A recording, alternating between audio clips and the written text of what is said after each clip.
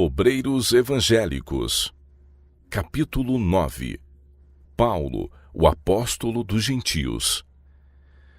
Entre aqueles que foram chamados para pregar o Evangelho de Cristo, destaca-se o apóstolo Paulo, exemplo a todo ministro de lealdade, devoção e infatigável esforço. Suas experiências e instruções concernentes à santidade da obra do ministro são uma fonte de auxílio e inspiração aos que estão empenhados no ministério evangélico. Antes de sua conversão, Paulo era acérrimo perseguidor dos seguidores de Cristo, mas à porta de Damasco uma voz lhe falou. Sua alma foi iluminada por uma luz celeste, e na revelação que a ele foi dada do crucificado, viu alguma coisa que lhe mudou o inteiro curso da vida. Daí em diante colocava acima de tudo o amor ao Senhor da glória, a quem havia tão incansavelmente perseguido na pessoa de seus santos. Fora-lhe confiado o tornar conhecido o mistério que desde tempos eternos esteve oculto. Romanos 16, 25. Este é para mim um vaso escolhido, declarou o anjo que apareceu a Ananias, para levar o meu nome diante dos gentios e dos reis e dos filhos de Israel. Atos dos Apóstolos 9, 15. E durante seu longo período de serviço, Paulo nunca vacilou em sua aliança com seu Salvador. Não julgo que o haja alcançado, escreveu ele aos Filipenses, mas uma coisa faço, e é que, esquecendo-me das coisas que atrás ficam, e avançando para as que estão diante de mim, prossigo para o alvo, pelo prêmio da soberana vocação de Deus em Cristo Jesus. Filipenses 3, 13 e 14. A vida de Paulo foi de atividades várias e intensas. De cidade a cidade, de um país a outro, viajava contando a história da cruz, ganhando conversos ao Evangelho e estabelecendo igrejas. Por essas igrejas tinha ele constante cuidado e escreveu as mesmas várias cartas de instruções. Por vezes trabalhava no seu ofício a fim de ganhar o pão cotidiano. Mas em toda a atarefada atividade de sua vida, nunca perdeu de vista o grande desígnio, prosseguir para o alvo de sua alta vocação. Paulo levava consigo a atmosfera do céu. Todos os que se aproximavam dele experimentavam a influência de sua união com Cristo. O fato de sua própria vida exemplificar a verdade que ele proclamava dava um poder convincente às suas pregações. Nisto está o poder da verdade. A não estudada, inconsciente influência de uma vida santa é o mais convincente sermão que se pode pregar em favor do cristianismo.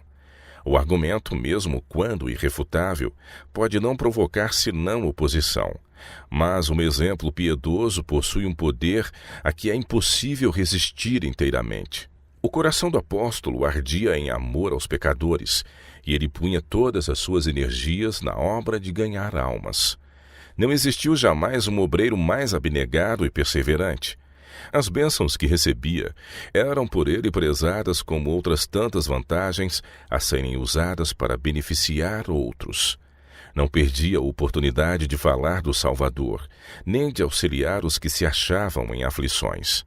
Onde quer que pudesse achar um ouvinte, buscava impedir o mal e enveredar os pés de homens e mulheres para o caminho da justiça. Paulo nunca esqueceu a responsabilidade que sobre ele repousava como ministro de Cristo, ou que se almas se perdessem devido à infidelidade de sua parte, Deus o consideraria como responsável. Portanto, no dia de hoje declarou ele: "Vos protesto que estou limpo do sangue de todos." Atos dos Apóstolos 20, 26. Da qual eu estou feito ministro, disse ele, da mensagem evangélica, segundo a dispensação de Deus que me foi concedida para convosco, para cumprir a palavra de Deus, o mistério que esteve oculto desde os séculos e em todas as gerações, e que agora foi manifesto aos seus santos, aos quais Deus quis fazer conhecer quais são as riquezas da glória deste mistério entre os gentios, que é Cristo em vós, esperança da glória, a quem anunciamos admoestando a todo o homem e ensinando a todo o homem em toda a sabedoria, para que apresentemos todo o homem perfeito em Jesus Cristo, e para isto também trabalho, combatendo segundo a sua eficácia, que obra em mim poderosamente. Colossenses 1, 25 a 29. Essas palavras apresentam ao obreiro de Cristo uma elevada norma a atingir. Todavia, podem alcançá-la todos os que, colocando-se sob o domínio do grande Mestre, aprendem diariamente na escola de Cristo. O poder à disposição de Deus é ilimitado, e o ministro que, em sua grande necessidade, priva com o Senhor, pode estar certo de que receberá aquilo que será para os seus ouvintes um cheiro de vida para a vida.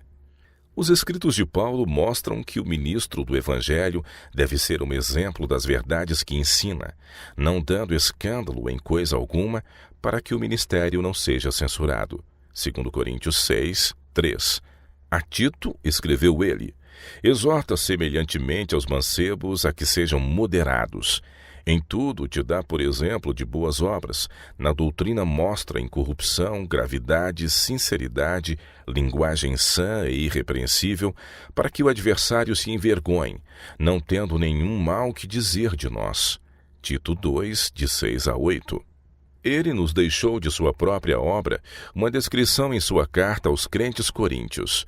Como ministros de Deus, tornando-nos recomendáveis em tudo, na muita paciência, nas aflições, nas necessidades, nas angústias, nos açoites, nas prisões, nos tumultos, nos trabalhos, nas vigílias, nos jejuns, na pureza, na ciência, na longanimidade, na benignidade, no Espírito Santo, no amor não fingido, na palavra da verdade, no poder de Deus, pelas armas da justiça à direita e à esquerda, por honra e por desonra, por infâmia e por boa fama, como enganadores e sendo verdadeiros, como desconhecidos, mas sendo bem conhecidos, como morrendo e eis que vivemos, como castigados e não mortos, como contristados, mas sempre alegres, como pobres, mas enriquecendo a muitos, como nada tendo e possuindo tudo.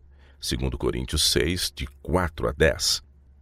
O coração de Paulo achava-se repleto de um profundo e permanente sentimento de sua responsabilidade, e ele trabalhava em comunhão com aquele que é a fonte da justiça, da misericórdia e da verdade.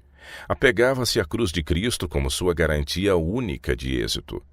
O amor do Salvador era o constante motivo que os sustinha nos conflitos com o próprio eu e na luta contra o mal, quando, no serviço de Cristo, avançava contra a inimizade do mundo e a oposição dos inimigos.